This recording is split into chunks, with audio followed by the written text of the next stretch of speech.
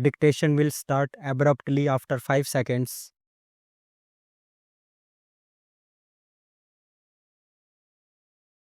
Since independence, India has acquired considerable experience in prevention and control of both communicable and non communicable diseases. While we could successfully eradicate many deadly diseases like smallpox and guinea worm, and are on the verge of eliminating leprosy, we are now facing the problem of resurgence of serious communicable diseases like malaria and tuberculosis. While we thought that we had eradicated malaria from the country, it has now come back in a highly virulent form in the country. It has now come back in a highly virulent form in some areas here, almost fatal. So far as TB is concerned, roughly about 15 million Indians are infected with the disease, and every year more than 1.2 million are getting added. Hundreds of thousands die of TB each year. However, the most serious public health challenge that the country is facing today is of HIV AIDS, that is just a decade old in this country.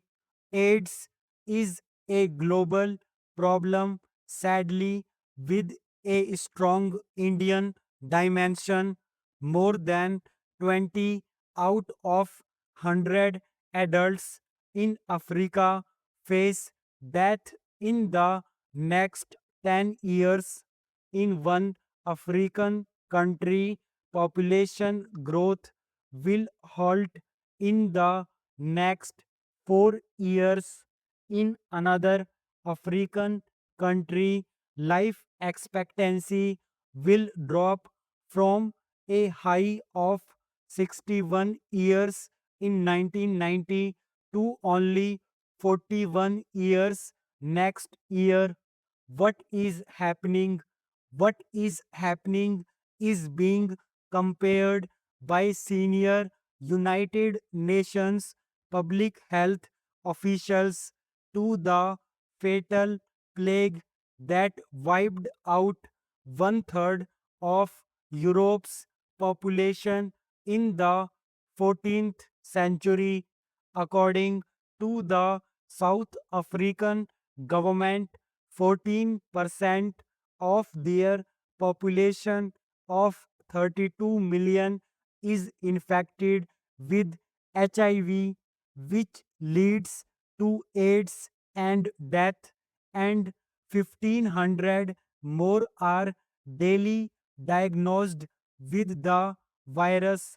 President Nelson Mandela has earlier this month said, although AIDS has been a part of our lives for 15 years or more, we have kept silent about its true presence in our midst, adding, we have too often spoken of it as someone else's problem, that is South Africa's situation, and there is President Mandela's recent statement.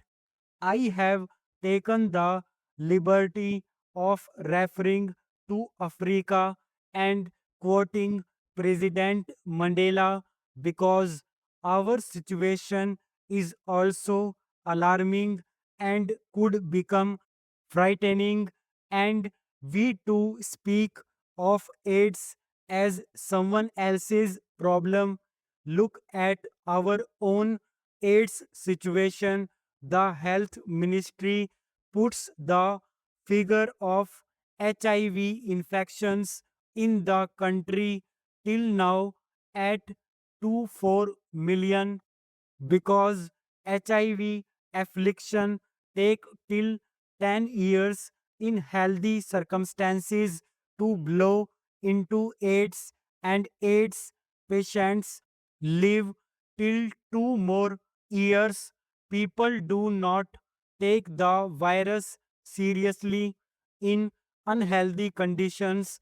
The time frame is much shorter. Another reason why people do not take AIDS seriously is because it is diabolical. One comes to know one is HIV positive only if one goes and takes an HIV test, the ELISA test.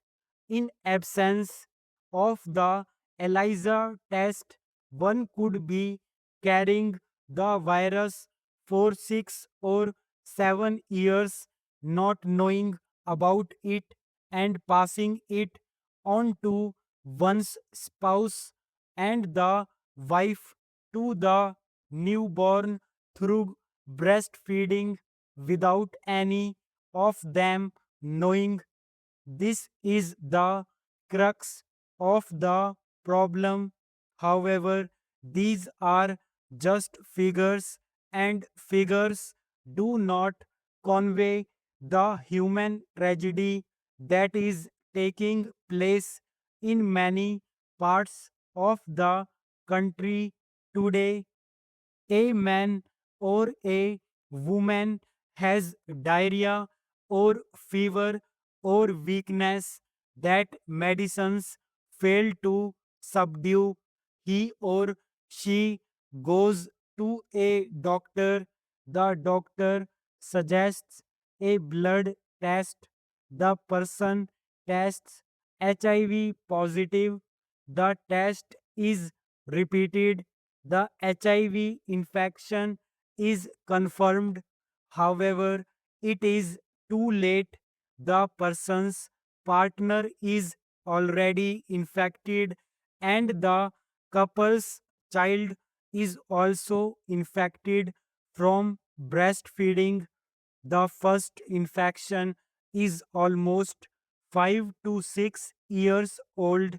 There is no cure. All three must die, and I know they die. How many such nuclear families are already condemned to death in our country today? How many will be condemned to death in the next decade? When HIV appeared in India in 1986, everybody thought that it is a Western disease that will be contracted only by sex workers in red light areas, gay men, and injecting drug users. The consequences of that short sighted view are now upon us.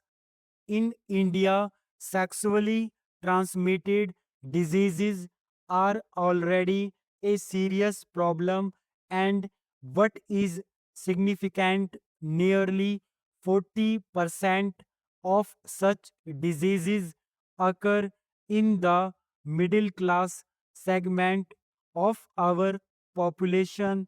More significantly, persons already suffering from sexually transmitted diseases are more prone to HIV infections.